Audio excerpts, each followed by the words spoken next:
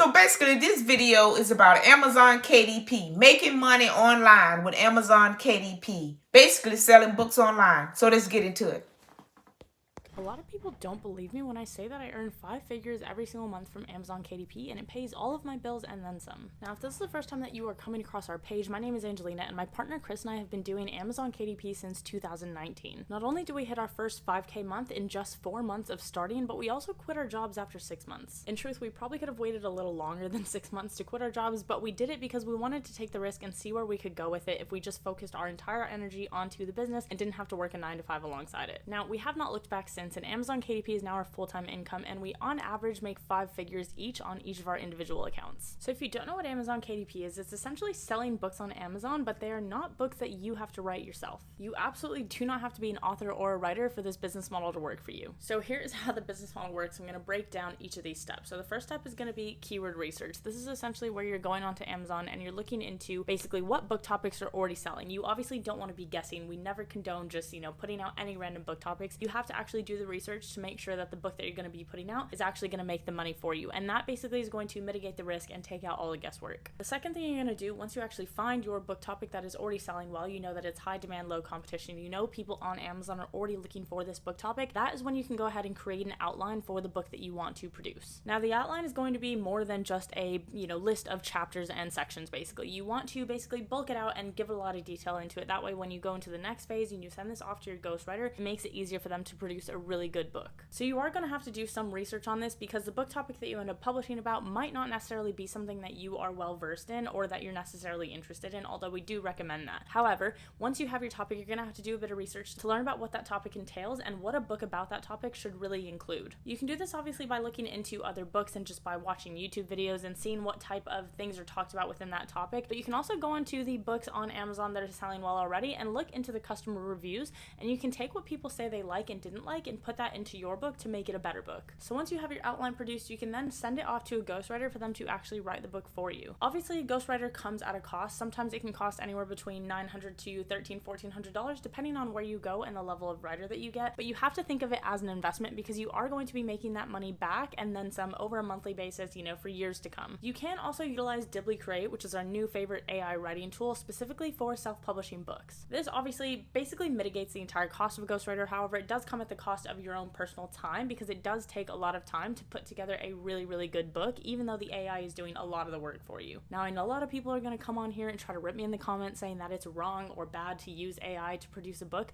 but bad books are bad. A human could write a bad book. It doesn't matter. I don't necessarily think there's anything wrong with the tool. I think what's wrong with it is when people do use the tool to basically try to make a quick buck by producing a crappy book and putting it out on Amazon as quickly as they can. But if you actually use it properly, you can absolutely create a really high quality book that has a lot of good information in it that can actually sell well on Amazon. And we absolutely don't ever condone just doing something as quickly as you can to get it out there. We always say that high quality matters the most out of anything because you want to give your customers a good experience. So whether you basically go to a ghostwriter or use AI, the next step is then going to be editing, formatting, and basically making sure that your book is in final form, ready to actually publish on Amazon. Think about when you open up a professional book from a bookstore. Everything looks really neat. It doesn't just look like a Word document. So there's softwares that you can use to basically put it into both an ebook and paperback format ready to go on Amazon. The next thing you're going to have to think about is getting a book cover created. So this is basically something that you can do. We don't really recommend doing it yourself if you are not actually a designer because it is so important in the sense that this is the first thing that your customers really see. It has to be eye-catching enough for people to want to click into the book and learn more, and you just want it to stand out from the competition on the page. So typically we always recommend outsourcing this because like I said, if you are not a designer, then it's not going to be worth it because your book won't sell if you have a shitty cover on it. So you can outsource it to people on Fiverr or 99 Designs. And the last thing you have to do is launch your book on Amazon and obviously do the marketing that comes with it. So how you market on Amazon, or at least the way we personally market, our strategy is by utilizing Amazon ads and also making sure that we get plenty of reviews on our books. There's actually no need for social media or any external marketing with the way that we do our strategy. We do everything on Amazon itself. People always ask what our marketing strategy is, and really the main thing is going to be getting those reviews. Your book will not sell without reviews. So a couple ways that you can get reviews are by building an early review team and also utilizing websites like Puppy and BookBite. I cannot stress stress this enough. It does not matter, even if you're running ads, if your book doesn't have reviews, if you don't have reviews on your book of other people saying obviously you have a good book, then nobody's gonna buy it, because that's just human nature. We like to know that the things we're buying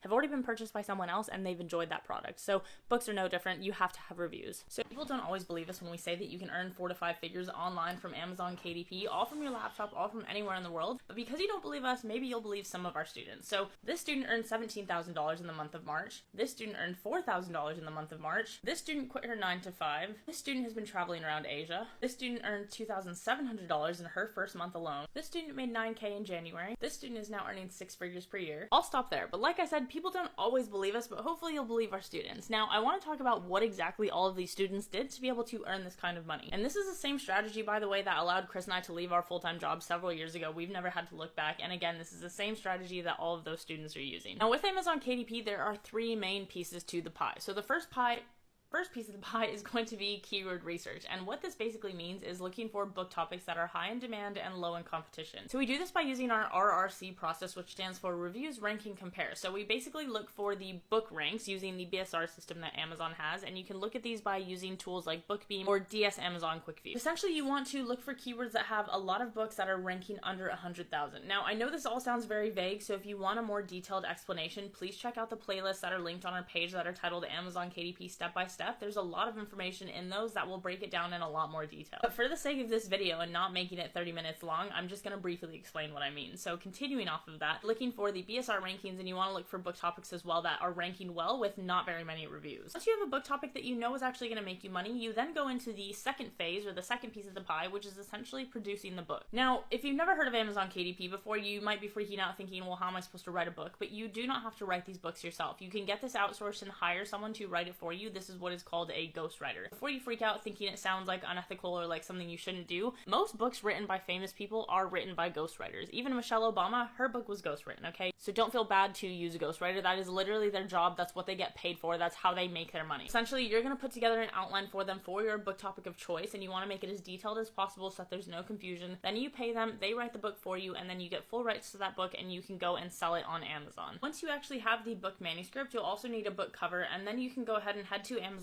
and publish the book. Now, the third piece of the pie is going to be launching and marketing. Essentially, when you launch your book, you can't just post it and then hope that it starts making sales. You have to have a strategy in place. And our strategy is making sure that you get a ton of reviews on your books, and then also utilizing Amazon ads to help with that initial ranking. Basically getting it up the rankings and onto the first page. That way you can start making both ad sales and organic sales. Now, I know I already said twice that I know that this is vague, but again, I just don't want people to think that I'm being vague on purpose. If you head to our page, you can find tons of videos breaking down the steps individually, so feel free to do that if you want more information. But those are kind of the main 3 steps for it if you want to actually make money with Amazon KDP.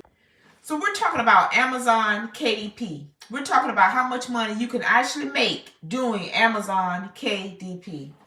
Then stop doing low content books and start doing high content nonfiction books. Don't get me wrong, I'm not saying that it's literally impossible to make money with low content books, but it is so much harder these days. So if you don't know the difference between low content and high content books, low content books are going to be things like your journals, notebooks, planners, literally things that have little to no content within them. Now, the reason this space has become so saturated is because they are so easy to put together, so many people are doing it, because you can literally get a notebook out from Canva within a couple hours. But then the issue is that people are just throwing out 10, 20 notebooks on Amazon and expecting to just make a sale out of thin air. But you completely forget that you still have to actually do all the right marketing steps in order to even make low content books sell. They're not just going to start selling themselves just because you've posted them on Amazon. But like I said, because there are so many people doing low content, the competition is a lot higher and there's a lot harder to get a foothold in as a beginner. Now, with high content nonfiction books, these are things that you would sit down to read. So a how-to DIY informational type book that solves a reader's problem and gives them information. And no, these are not books that you have to write yourself. This can all be outsourced and automated, so you literally don't have to write at all if you don't want to or if you're not a writer. Now, the thing is, with high content books, they do take more time, more effort, and a bit more money to put together than your low content books. But because of this, there are a lot less people doing them, and it's easier to get a foothold in as a beginner because you can find niches that are a lot less saturated than that of the low content sector. And what I mean by this is, for example, if you search for like a lined notebook for women on Amazon, you'll likely get tens of thousands, maybe even hundreds of thousands of results back. Whereas if you search for a book on how to make beer, you'll maybe get 3,000 results back. So there's such a huge discrepancy in the number of items that are out there in front of these people for them to buy. And so because there's a lot less competition in the high content space, like I said, it's a lot easier to get a foothold in as a beginner. If you want more info on it, head to our page. We have loads of videos explaining it a lot further in detail.